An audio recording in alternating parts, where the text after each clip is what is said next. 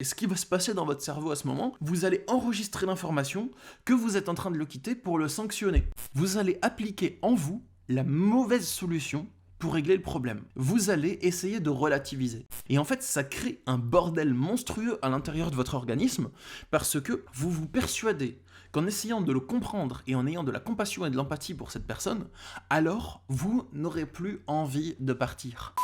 Les amis, si vous comprenez ce que je vais vous expliquer dans cette vidéo, ça peut vraiment vous faire une sorte de court-circuit, d'électrochoc dans le cerveau et changer à jamais votre vision du monde et des relations. On va parler du sujet suivant. Pourquoi le pervers narcissique ou d'autres personnes au comportement manipulateur arrivent à vous récupérer par la culpabilisation? La réponse que j'entends souvent, c'est « parce que je culpabilise facilement, je suis comme ça ». Et c'est vrai, ok, mais si vous vous contentez de cette réponse, vous sortirez jamais du piège. Si vous vous dites que la culpabilisation facile, ça fait partie de votre nature, et que vous acceptez votre impuissance à changer cela comme étant un fait, alors vous répéterez le même schéma sans cesse, du style « quelqu'un dans votre couple vous traite mal, alors vous décidez de couper les ponts ou de prendre vos distances. Cette personne parvient à vous recontacter et vous amène à culpabiliser. Alors, vous remettez votre décision en question et vous revenez vers elle ou vers lui, continuellement, et le même schéma peut se répéter beaucoup. Moi les amis, en lien avec mon travail en consultation, j'ai dû m'intéresser à ce phénomène et j'ai découvert une prise de conscience de dingue qui peut vous aider à vous libérer totalement de toute forme de culpabilité. Pour ça, il faut, de une, que vous compreniez quelle est la démarche de la personne qui essaye de vous récupérer par la culpabilisation, que vous compreniez vraiment ce qu'il fait et sur quel mécanisme il joue, et justement que vous compreniez ce qui se passe en vous.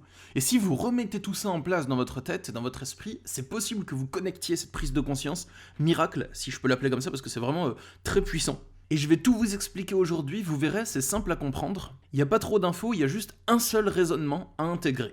Moi, je me nomme Stan Carré, j'exerce en tant que sophrologue et coach en développement perso depuis 2015, donc j'ai de la bouteille avec ces sujets-là.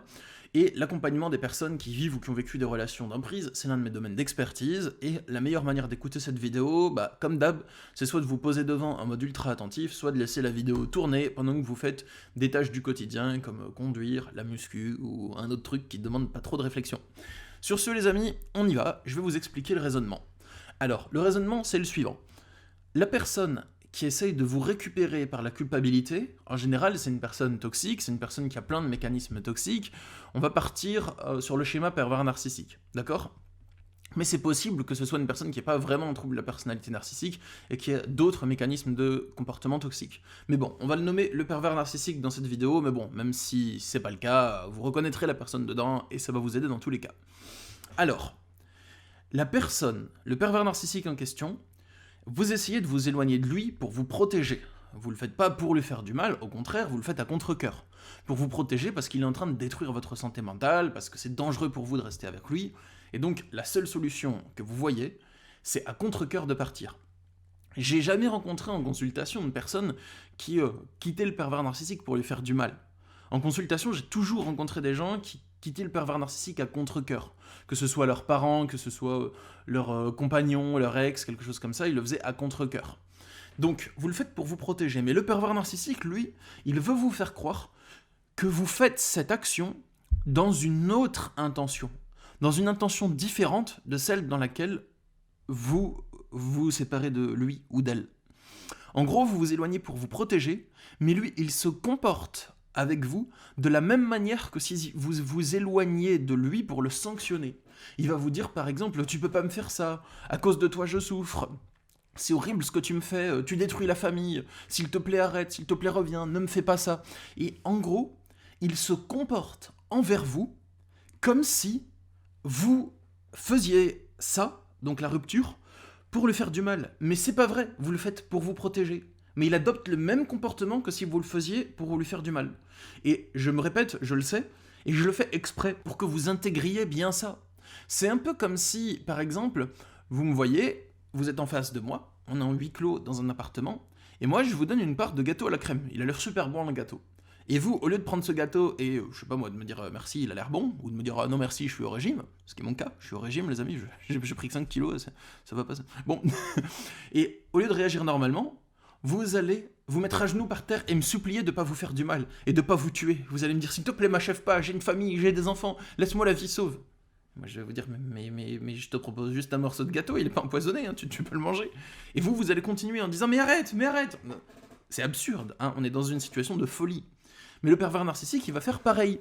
Quand vous souhaitez le quitter, il va se comporter envers vous comme si vous étiez en train de le punir. Et ce qui va se passer dans votre cerveau à ce moment, c'est que vu que vous êtes déjà bien sous emprise et bien manipulé par lui, vous allez enregistrer l'information que vous êtes en train de le quitter pour le sanctionner et pour le punir. Donc, vous allez avoir l'impression de faire quelque chose de mal, parce que la sanction, c'est quelque chose de mal, c'est quelque chose qui est inutile, qui sert à rien, à part à éduquer peut-être, mais une sanction, en général, c'est bête, méchant et gratuit. Donc, vous allez avoir l'impression, que vous faites ça de manière bête, méchante et gratuite. Alors, on est juste au début du raisonnement. Qu'est-ce qui se passe ensuite dans votre cerveau ? Ce qui se passe ensuite, c'est que vous allez appliquer une solution qui est adaptée à la sanction. Vous allez appliquer en vous la mauvaise solution pour régler le problème. Concrètement, vous allez essayer de relativiser. Vous allez essayer d'avoir pitié de lui, essayer de le comprendre, essayer de vous dire oui, mais s'il fait ça, c'est parce qu'il a souffert dans son enfance. Oui, mais il a tel problème qui excuse le fait qu'il se comporte de manière aussi toxique d'habitude au quotidien. Vous allez essayer de relativiser, d'avoir de l'empathie et d'avoir de la compréhension. Et pourquoi ce n'est pas la bonne solution ? Parce qu'avoir de l'empathie, de la compassion, tout ça, c'est pas quelque chose de mal en soi. C'est pas une solution qui est pourrie. C'est quelque chose qui vous aide à vous libérer de la colère, qui vous aide à apaiser votre jugement à l'égard d'une personne, qui vous aide à pardonner. Mais là, c'est pas la bonne solution. Parce que vous appliquez la solution empathie et compassion, cette solution, elle est censée être adaptée à un problème qui est la colère et le ressentiment. Donc l'empathie et la compréhension, donc la solution A, elle est censée régler le problème A, qui est pensée obsessionnelle de colère, ressentiment, désir de vengeance. Et si vous appliquez la solution empathie et compréhension, peut-être que ça va apaiser votre désir de vengeance. C'est pas la seule solution, il y en a d'autres qui peuvent gérer la vengeance, mais cette solution, elle est adaptée à la vengeance. Mais là, votre problème, c'est pas le désir de vengeance. Votre problème, c'est pas la punition. Votre problème, c'est votre désir de vous mettre en sécurité parce qu'il détruit votre santé mentale. Donc la solution à ce problème-là, ce n'est pas d'avoir de la compréhension pour l'autre, parce que vous n'êtes pas en train de vouloir vous venger de lui, et vous n'êtes pas en train de le haïr, vous êtes en train de vouloir vous protéger. Donc la solution du problème danger lié à votre santé mentale, c'est l'éloignement de la personne qui détruit votre santé mentale. Et en fait, ça crée un bordel monstrueux à l'intérieur de votre organisme, parce que vous vous persuadez qu'en essayant de le comprendre et en ayant de la compassion et de l'empathie pour cette personne, alors vous n'aurez plus envie de partir. Alors que tout ce qui se passe, c'est que vous allez juste prendre sur vous en vous disant « le pauvre, je le comprends », et vous allez avoir de la pitié et vous forcer à rester avec cette personne qui continue à vous faire du mal et à détruire votre santé mentale. Et le cauchemar va continuer. Vous aurez beau avoir toute l'empathie et toute la compréhension et toute la compassion du monde pour cette personne, mais en fait le problème ne sera pas réglé. Ce que vous faites, c'est exactement la même chose que si vous rentrez dans votre maison, et dans votre maison, il y a de l'eau par terre. Vous avez les pieds dans l'eau. Alors, vous appelez le plombier pour qu'il répare la tuyauterie. Mais vous avez beau embaucher le meilleur plombier du monde, le plus compétent, avec les meilleurs moyens techniques, il réglera jamais votre problème. Et vous savez pourquoi ? Parce que le problème, c'est pas la tuyauterie. Le problème, c'est que vous avez un trou dans votre toit et il pleut. Et donc, votre logement prend l'eau. C'est tout. Et ça vient pas de là. Donc, vous appliquez sans cesse le problème, je vais appeler un autre plombier, et encore un meilleur plombier, et un plombier encore plus cher. Mais vous avez toujours les pieds dans l'eau. Parce que vous regardez pas les choses en face. Il faut ouvrir les yeux et vous dire, le problème, c'est pas la tuyauterie. Le problème, c'est qu'il faut boucher le trou dans le toit. Et le pervers narcissique, c'est pareil.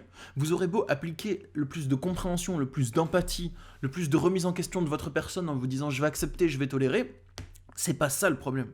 Le problème, c'est que cette personne détruit votre santé mentale. Donc, ayez de la compréhension si vous voulez. Ayez de l'empathie si vous voulez. Mais c'est pas pour autant qu'il faut revenir avec. Parce que tant qu'il continue à détruire votre santé mentale, vous aurez beau être la personne la plus tolérante et compréhensive du monde, le problème sera toujours là et votre santé mentale sera toujours en danger. Donc les amis, mes conseils, si vous vous reconnaissez dans cette situation, c'est premièrement, on va aller plus loin. Vous culpabilisez parce que le pervers narcissique se comporte en face de vous comme si vous étiez en train de le punir et il vous demande d'arrêter de lui faire du mal. Mais au contraire, vous n'avez pas l'intention de le punir. Donc ne vous traitez pas vous-même avec la même méchanceté, avec la même dureté que si vous étiez en train de punir un pauvre petit être fragile et innocent. C'est pas vrai, d'accord les amis ? Ouvrez les yeux, apprenez à penser par vous-même. Je veux dire par là, ça c'est l'idée de pensée que je vous transmets moi, donc ça serait pensé par moi-même et pas par vous-même, mais vous pouvez la prendre, la pensée que je veux vous partager, et voir si vous souhaitez l'intégrer ou la rejeter. Mais mon idée, c'est apprenez à penser par vous-même. C'est pas parce que lui, il voit les choses comme ça que ça veut dire que vous devez voir les choses de la même manière qu'il les voit lui. Apprenez à faire la part des choses. Vous dire, lui, il a l'impression d'être puni. Il a l'impression que je pars pour le sanctionner. Mais c'est faux, en fait. Je pars pas pour le sanctionner. Je pars pour me préserver et pour me sauver. Et justement, si le pervers narcissique ou la personne en question, peu importe qui c'est, eh bien, elle ne voit que sa propre souffrance. Et si elle interprète votre besoin de vous protéger, j'ai noté dans mes notes, comme une punition, et bien ça témoigne de sa folie, et ça valide davantage votre décision de prendre vos distances. Car quelqu'un qui ne voit que sa souffrance à lui, et qui ne voit pas la vôtre en plus de la sienne, c'est pas quelqu'un de sain, c'est pas quelqu'un d'objectif, c'est pas quelqu'un qui veut réellement votre bonheur. Quelqu'un de sain, il aurait reconnu ses torts, ou il aurait compris que vous avez besoin de vous protéger de lui, tout simplement. Et quelqu'un qui ne le comprend pas, et qui décide de mettre la pression pour que vous reveniez, et qui se comporte comme si vous le sanctionnez quand vous décidez de vous protéger, c'est quelqu'un qui va vraiment pas bien dans sa tête. Et donc ça confirme le fait que c'est bien de vous éloigner de cette personne, parce que cette personne, elle est complètement grillée du ciboulot au point de vouloir que vous restiez et de voir comme une punition le fait que vous décidiez de vous protéger. C'est comme si un lion, il essaye de vous manger le bras, et quand vous essayez de retirer votre bras, il dit « Mais tu me punis, tu me retires ma nourriture ». Bah oui, vous lui retirez sa nourriture, mais bon, il faut penser à sauver votre peau aussi. Hein. Et mon dernier conseil, les amis, c'est concentrez-vous sur les raisons qui vous poussent à fuir. Ces raisons, elles existent. Le pervers narcissique, pendant qu'il joue son plus beau monologue ou sa plus belle tirade pour vous amener à culpabiliser, mais en fait, il occulte les raisons qui vous poussent à fuir. Mais ces raisons, elles existent, alors concentrez-vous dessus. Et si je vous dis de concentrer votre attention dessus, c'est pas juste pour vous amener à relativiser, c'est pas juste pour vous amener à penser à autre chose ou à le détester, non, c'est parce que c'est ces raisons-là qui vous poussent à fuir. C'est à cause de ces raisons-là que vous décidez de partir, n'est-ce pas? C'est parce qu'il vous traite mal, parce qu'il vous parle avec colère, parce qu'il y a l'emprise, parce qu'il y a le gaslighting, parce qu'il vous détruit le cerveau, parce qu'il vous retourne la tête. C'est pour ça que vous décidez de partir. Mais au moment où il vous amène à culpabiliser, vous oubliez toutes ces raisons. Et vous vous traitez comme s'il n'y avait rien. Et vous vous dites « oui, je pourrais prendre sur moi et revenir », alors que non, c'est faux. Ces raisons, elles existent, et c'est elles qui vous poussent à partir. C'est à cause d'elles que vous partez. Et si vous avez envie de rester avec cette personne, si moralement vous vous dites je peux pas l'abandonner ou que vous avez des projets avec, si malgré cette volonté forte de rester avec lui ou avec elle, vous venez à partir quand même, c'est que les raisons qui vous poussent à partir sont très puissantes et très grandes. Alors remettez votre attention dessus, d'accord les amis? C'est important. Alors, ça, c'était mes conseils pour aujourd'hui. Si vous souhaitez être abonné à ma chaîne pour pas manquer mes prochaines vidéos, cliquez sur le lien, sur le bouton s'abonner et sur la petite cloche pour être notifié des prochaines vidéos. Ou si vous regardez cette vidéo sur Facebook, vous pouvez suivre ma page. Et les amis, si vous avez envie d'aide supplémentaire pour mettre fin à une relation avec une personne au comportement pervers narcissique, que ce soit un parent ou un conjoint, eh bien, j'ai développé plein de concepts supplémentaires, comme j'en parle dans cette vidéo, pour vous aider à dépasser les freins qui vous empêcheraient de rompre, que ce soit la culpabilité, la dépendance affective, la peur des représailles et plein d'autres blocages qui vous empêcheraient de rompre. J'ai développé tout ça dans un pack de formation, si je peux appeler ça, enfin un pack de coaching en vidéo, qui est disponible sur mon site. Je l'ai appelé « Comment quitter un pervers narcissique, la méthode complète ». Et dedans, on va se concentrer sur identifier les comportements toxiques de la personne que vous avez en face de vous, mais ça c'est juste un petit bonus, c'est le préambule. Le plus gros de la formation, c'est dépasser vos freins et vos blocages qui vous empêchent de rompre et faire les changements à l'intérieur de vous pour vous en libérer. Et ensuite, il y a une autre partie du programme de coaching, c'est comment rompre, quoi dire, quoi faire, quelle est la meilleure stratégie selon votre situation, et ensuite comment retrouver votre calme intérieur après la rupture. Donc le but, c'est pas de travailler la reconstruction dans ce pack de coaching-là, mais juste de faire en sorte d'arrêter d'être harcelé et de vous stabiliser intérieurement après la rupture.